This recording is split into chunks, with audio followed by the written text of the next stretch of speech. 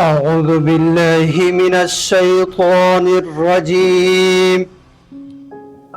بسم الله الرحمن الرحيم. إن الأبرار لفي نعيم وإن الفجار لفي جحيم يصلونها يوم الدين وما هم عنها بغائبين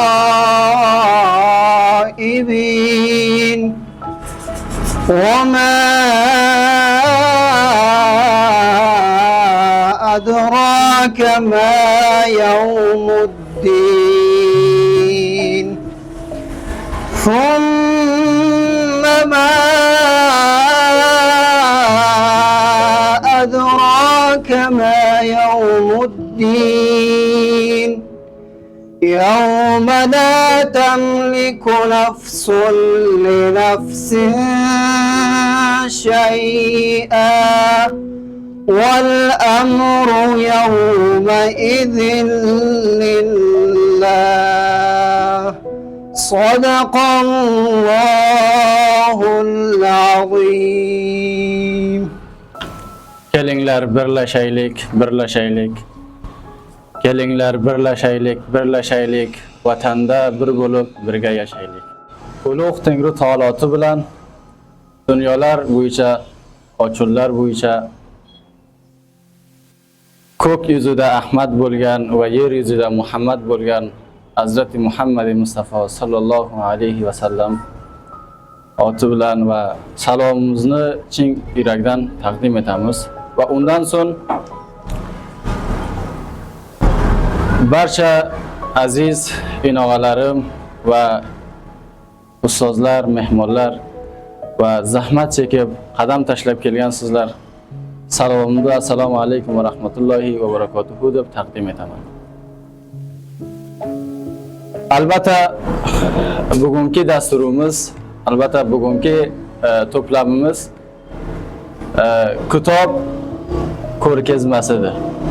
Ya'ni kitobimizni nima qilamiz? Ma'rifa aytamiz. Kitobimizni nima qilamiz? Ma'rifa va tanishtiramiz. Va bu kitobni albatta bizning mahfilimizni necha maqsadi bor. Va buni aytib beraman sizlarga. Birinchi maqsadi shuki, kitob ko'rgazmasi birinchidan sizlar bir donishmand, sizlar bir ulug'vor, sizlar bir farhangi, sizlar bir elsevar, dinsevar va millatsevar, millatchi kishilarni bergan nima qiladi? Yig'adi. Va bu yig'ish bois nima bo'ladi? Bizning birligimiz, ittifoqimiz, ittihodimiz nima bo'ladi? Berga mahkam va sobit qiladi. Ikkinchi maqsadi nimada? Ikkinchi maqsadi bu yig'ilishimizdan maqsad shuki biz kitob o'qish farhangini, kitob o'qish sevishini, kitob o'qish rejasini nima qilamiz? Yuragimizga taylaymiz. Be'manoki biz birga kelamiz, kitob olamiz, kitobni olib borib nima qilamiz? Uyga o'qiymiz. Va bundan ko'p ma'noli so'zlar va foydali so'zlarni nima qilamiz? Eshitamiz. Adabi nimadir? Kitob mutolaa qilish, kitob o'qishdir. Va uchinchi maqsadi nimadir? Uchinchi maqsadi shuki, bir inson kitob yozadi va kitob yozish esa qulay emas, oson emas ya'ni. Kitob yozish to'g'riki inson ming kitob o'qiydi, bir kitob yozadi. Ya'ni kitob yozish juda ham qiyin. Va o'qisalaringiz kitobni maqlasiz yozasizlar. Chunki siz bizni shoirlarimiz, bilimdorlarimiz, donishmandlarimiz Ustoz Xonkeldiday bir donishmand masalan bunday bir kitobni yozadi. Buni nima qilish kerak? Buni ulg'aytirish kerak. Bularni yuzi va o'zi, boshi ko'kka teksin deb bularni nima qilamiz? Bunday bir farhangli kitobni olamiz va bular ham nima bo'ladi?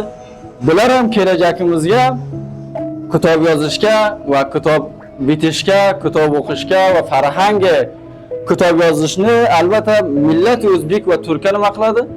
ko'proq qiladi va oyindaga istaydiki men kitob yozsam va shunday bir millatchi yigitlarimiz bor ekan nima qiladi? Bizni kitobimizni ma'rifa qiladi. Bu kitob albatta nima deganda Noilning kunligi. Noilning kunligi shu inglizchada jurnalist degani xotiralaridir. Kundaga nima ish qilibdi, va nima ishlarni bajaribdi, inson hadafmand nima ishlar qiladi, va nima ishlarni bajaradi va qay raqam biz kitob yozsak, tarixiy kitob yozish qandaydir va kitob yozish qayerdan keladi, kitob yozish tuyg'usi qayerdan keladi va bu narsalarni nima qilib bizga o'rgatadi. Bular aytadiki, inson vaqtiga deydi,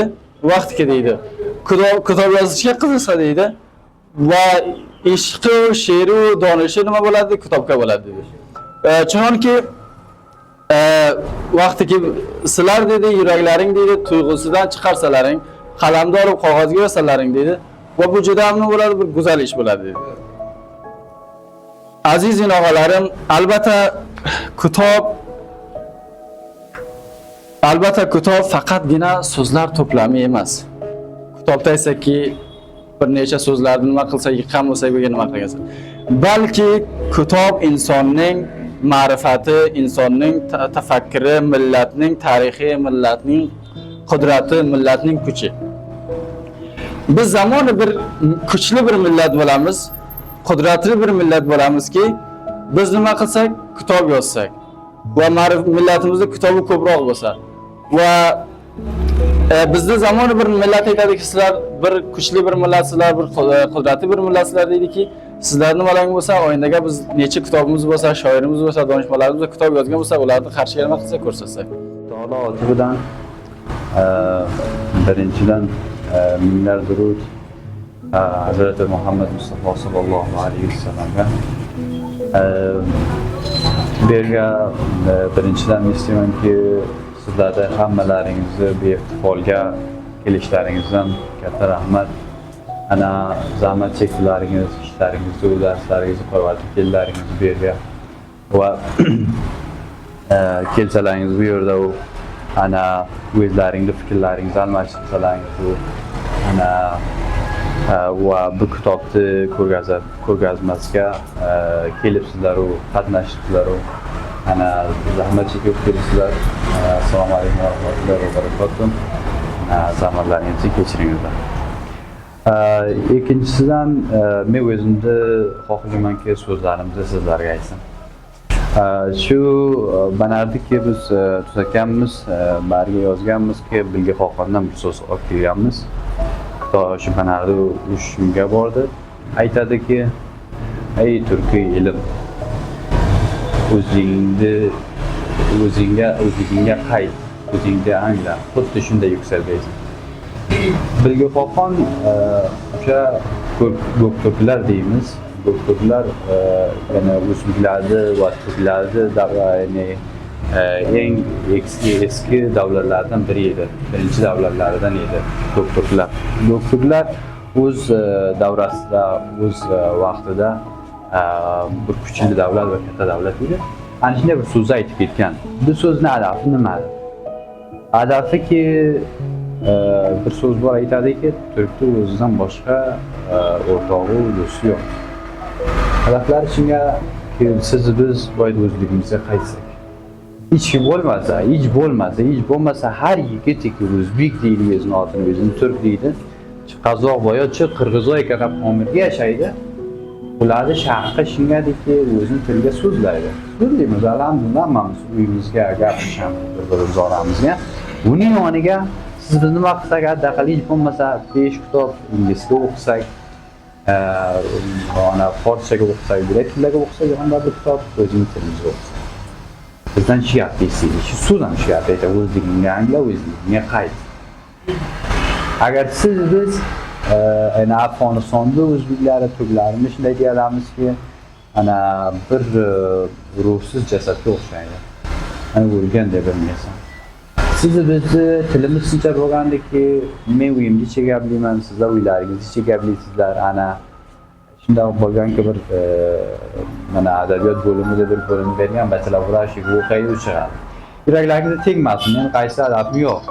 aksari ko'pincha yigitlar va yozuvchilar bo'lsa, donishmandlarimiz, bilimdonlarimiz bo'lsa, o'zimiz tilimizga biroz xizmat ham qilgan bo'lsa, ko'bisi adabiyotdan chiqqani yo'q. Bittasini ko'rasiz doktorda, bittasini ko'rasiz huquq o'qiganda, bittasini ko'rasiz shariat o'qiganda. Ana nima uchun bular bundoq ekan? Bundaki bo'ladi, turklik tuyg'usi aslan yuraklardan va ko'ngillardan yo'qolgandir. Va sizlardan ham shuni istaymizki, biz mana har qaysimiz bir familyadan kelganmiz. Har qaysimiz 5 ukamiz bor, 5 o'g'amiz bor. Chi opa singillarimiz bo'lsa, chi o'g'illarimiz bo'lsa, shu turli tuyg'usini uyg'otish kerak. Hali biz alhamdulillah hammamiz musulmonmiz. Lekin agar Xudovan siz bizni har tilga va har nimaga va har qabilaga va har shoxaga biz yarattirganlar. Agar biz bundoq qilsak-ki, valla yo, masalan, auzubillah, Alloh taboraka va taolo ya'ni xato qilgan, o'zbek yaratgan. Aslida shu o'zbeklikni ham qo'yaman, nima ham qo'ymayman. Sizlardan tilayman. Sizlar agar Chini tilda ko'rgan bo'lsalaringiz, Chinining 200 dona alifbosi bu alifbo emas, 200 dona tarkibdir, 200 dona emas. Kelsak Japonni kelsak, ko'p tillar bor beqoidadir dunyoda.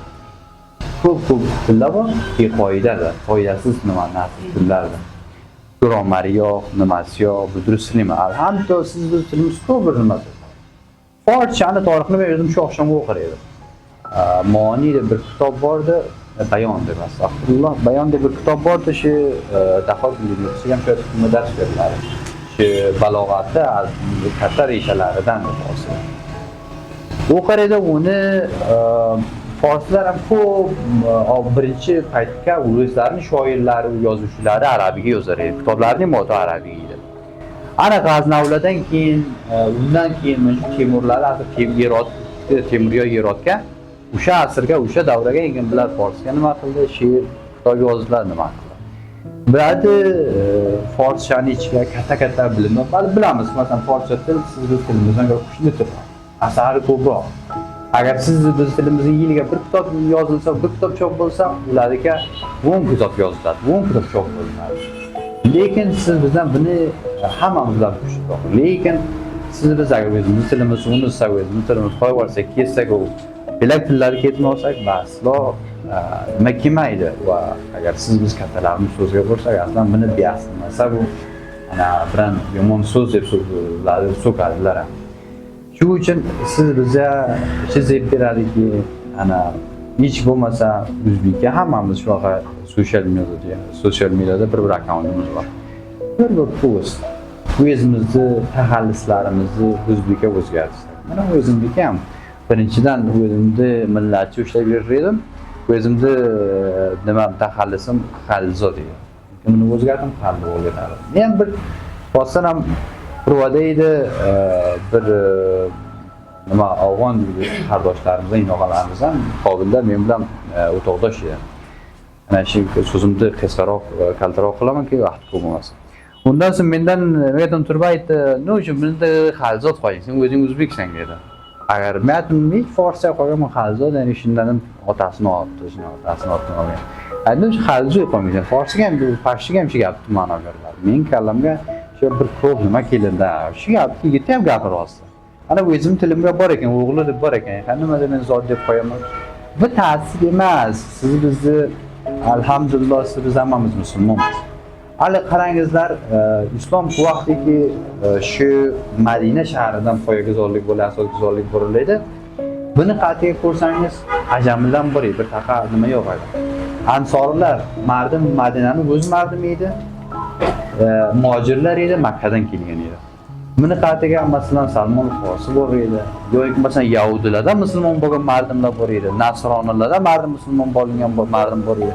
Bular har qaysi o'z idasini, o'z ideologiyalarni bu payg'ambar Xudoga aytdi, tatbiq qildi. Har qaysi Salmon Farsi tanidi. Bu borgan yo'q, Salmon al-Ajami deb otini qo'ydigan yo'q. Hech bir hech bunday inglizlar mo'shu Fors bo'lgan yo'q. Ularga shu nima qilingan yo'q, masalan jabr bo'lgan yo'q zoting nima. Shu uchun siz biz o'zimiz hammamiz musulmon bo'lamiz, sucha musulmon bo'lamiz, yaxshi musulmon bo'lamiz. shu tariqa boya siz biz taxallusimizda ma'lum tanisak ana siz O'zbekiston. Ana siz bizni nimamiz bo'lsa ukalarimiz keladi bilmaydi ular. Siz biz masalan o'qiganmiz, universitetni bitirganmiz, 5 kitoblardan ko'p o'qiganmiz.